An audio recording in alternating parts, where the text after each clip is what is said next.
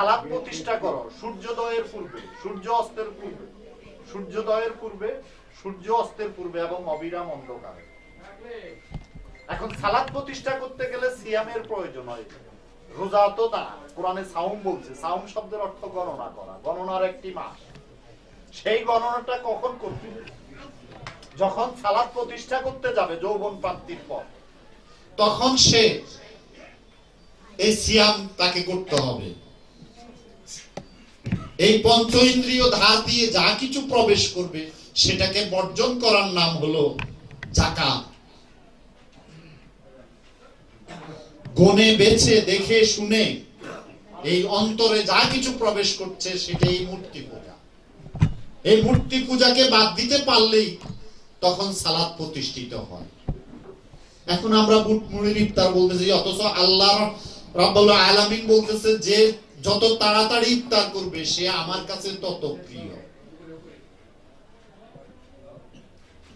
তাহলে বুট মুড়ির ইফতার তো ইফতার না, এটা মেজাজি ইফতার।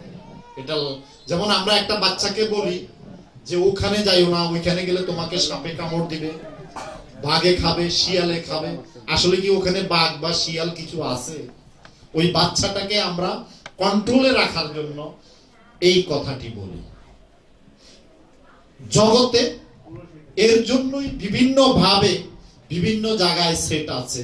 মাহতাব ভাইকে একদিন প্রশ্ন করলো যে আপনি তো আপনার এই মেফতাহুল জান্নাত মুকসুদুল মুমিনে লিখলেন যে নামাজ পড়তে হবে, এই করতে হবে। এটা তো 4-5 এর পোলাপাইনের জন্য, ক্লাস 1 এর পোলাপাইনের জন্য।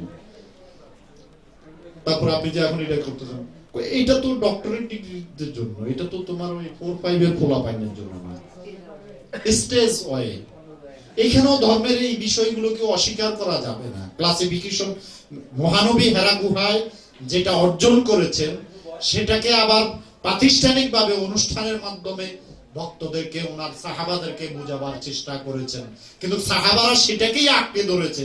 কিন্তু উনি যে হেরা গুহায় 18 বছর ধ্যান সাধনা করেছেন সেটা করতে যায়নি। আমি যে কথাটা বলতেছিলাম ভাইয়ের রেফারেন্স দিয়ে, যে এই যে আমরা যে অনুষ্ঠান করি সেই অনুষ্ঠানগুলোতে অনেক অর্থ ব্যয় করি আমরা। এই অনুষ্ঠানগুলোর মূল উদ্দেশ্য হলো আপনারাই সেই অর্থের যোগান দেন।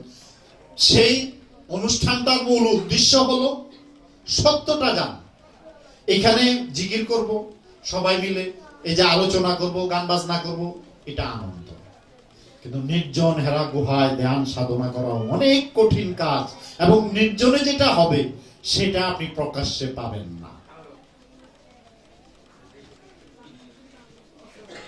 ওখানে ওই জিনিসটা দেখতে পাবেন, আপনি কি খালি হাতে যাচ্ছেন না পুরা ভরপুর হাতে যাচ্ছেন।